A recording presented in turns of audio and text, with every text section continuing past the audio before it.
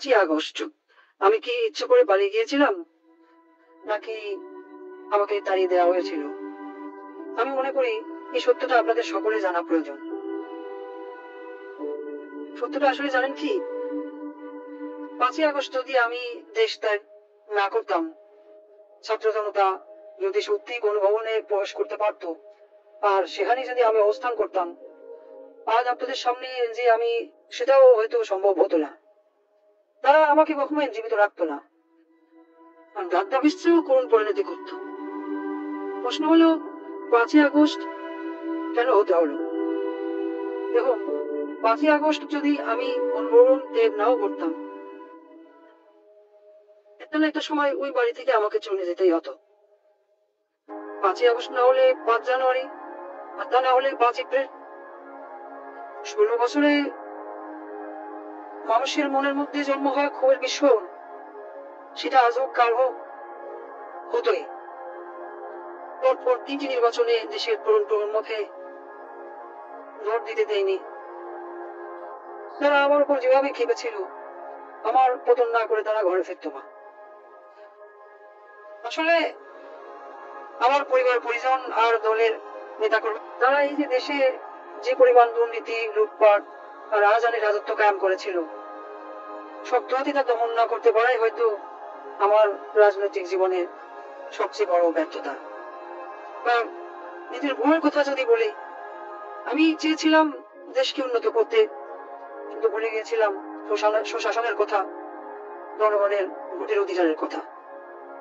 কিন্তু প্রশ্ন হলো, ঘৃণা কি শুধু আমার একার প্রাপ্য? আমি কি একা একা এই দেশ রক্ষা করেছি? আমার তো একটা পরিবার ছিল, একটা বড় দল ছিল, তারা তো উন্নয়ন উন্নয়ন বলে সবসময় কান ঢালাপালা করে ফেলত।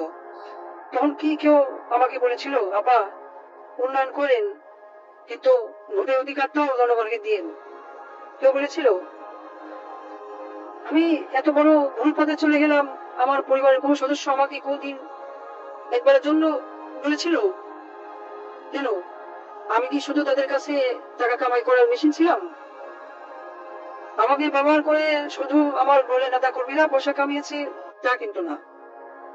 আমার নিজের আপন বোন, সে তো রাজনীতির রঙও জানতো না, কোনোদিন রাজনীতিতে নাম লেখেনি, কিন্তু দেশের ব্যাংকগুলো থেকে 12 আনা টাকা পয়সা সব লন্ডনে নিয়ে গেছে। লন্ডনের ব্যাংকগুলোতে যে টাকা আছে সেগুলো তো কোথাও তথ্য দিয়ে আসেনি। আর যেসব পুলিশ সদস্য আমার কথা শুনে ছাত্রদের উপর গুলি চালিয়েছে, মনে হচ্ছে তারা কি শুধু আমার ক্ষমতা রক্ষার জন্য গুলি চালিয়েছে, নাকি নিজেদের সম্পদ রক্ষার জন্য কোন কোন চালিয়ে সম্পদ যেভাবে কামাচ্ছিল তা যেন চালাতে পারে, সেজন্য গুলি চালিয়েছিল? এত এত রক্তপাত তারা করলো, তাদের দিকে থুতু দিচ্ছেন না কেন? ঘৃণা কি শুধু আমার একার প্রাপ্য? কোথায় আসবে নজির? সে তো আমি ক্ষমতায় থাকতেই দেশ থেকে পালিয়েছিল। 50,000 টাকা বেতনের চাকরি করে সে কিভাবে 20,000 কোটি টাকা কামিয়েছে? হ্যাঁ, আমার ব্যর্থতা, আমার ক্ষমতা ব্যবহার করেই তো এরা এত সম্পদের মান হয়েছে। কিন্তু আমার প্রশ্ন, যত সব ঘৃণা, সব কি আমার একারই প্রাপ্য? সবকিছুর জন্য যেন আমি একাই দায়ী, এই প্রশ্ন আমি রেখে যাচ্ছি। পরমাণু বিদ্যুৎ প্রকল্পে $12 বিলিয়ন থেকে $5 বিলিয়ন আত্মসাতের অভিযোগ উঠেছে। শেখ রেহানা কেন এত টাকা দাবি করলো? সে রাজনীতি করবে না, কোনো অপকর্মের ভাগ নেবে না, কিন্তু প্রকল্পে চাঁদাবাজি করলো, দেশের ব্যাংকগুলি লুট করলো, কিছু বললেই বলে বাপ তো তোর একার না, শেখ মুজিব আমারও বাপ। আমি বলি, দেশ লুট করা বাপের বোধ তুলি না। এই দেশে হয়তো এমন মানুষই বেশি ছিল যারা আমাকে ভালোবাসা নাই, ঘৃণা করেছে, কিন্তু আমার বাবাকে তো ভালোবাসত। আমার দুঃশাসনে অতিষ্ঠ হয়ে আজ মানুষ আমার বাবা শেখ মুজিবকে নিয়ে কটূক্তি করছে, গালাগালি করছে। কিন্তু একটা আজব বিষয় শোনো, আমি যে এত বড় ভুল পথে চলে গেলাম, আমার পরিবারের কোনো সদস্য, আমার মেয়ে, আমার ছেলে কোনোদিনও একবারের জন্য বলেনি। তারা আমাকে ব্যবহার করে শুধু টাকা পয়সা কামিয়ে গেল।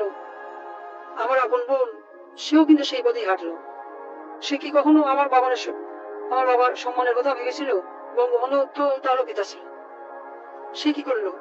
কিছুদিন আগেও আমাকে নেত্রী বলে রাখতো, আজ তাকে খুনি। আমি জানি এই তকমা আমার প্রাপ্য, কারণ আমি যা করেছি তা কখনোই ক্ষমার যোগ্য অপরাধ না। রাতে যখন ঘুমাতে যাই, আমার দিন গুলো আর রাতগুলো এখন একই রকম। আমি জানি না ঘুমাতে কেমন লাগে, জানি না শান্তি কাকে বলে। আমার ঘরে প্রতিদিনই এখন মানুষ আসে, আমার চারপাশে দাঁড়িয়ে থাকে। আমি জানি না তারা মৃত নাকি জীবিত। আমি আয়নার দিকে তাকাই, কিন্তু নিজের চেহারা দেখতে পাই না। দেখি রক্তমাখা হাত, পা, মাথা। আমি চিৎকার করে বলি, আমি তো দেশ বাঁচাতে চেয়েছিলাম। কিন্তু সেই কণ্ঠগুলো আমার কথা শোনে না। তারা আমাকে বারবার প্রশ্ন করে, আমাকে কেন মারলেন? আমার মায়ের কাছে ফিরিয়ে দিন। আমি ক্ষমা চাই না। আমার মতো নরপিশাচের কোনো ক্ষমা হয় না। আমি এক পাপী, আমি এক মহাখনি। আজ আমি মতিউর রহমান রেন্টুর সাথে গোড়া মিলিয়ে বলতে চাই, আমার ফাঁসি চাই। আমি চাই রাস্তার মোড়ে আমাকে প্রকাশ্যে ফাঁসি কাস্টে ঝুলিয়ে হত্যা করা হোক। এ জাতিকে পাপ মুক্ত করা হোক। জয় বাংলা, জয় বঙ্গবন্ধু।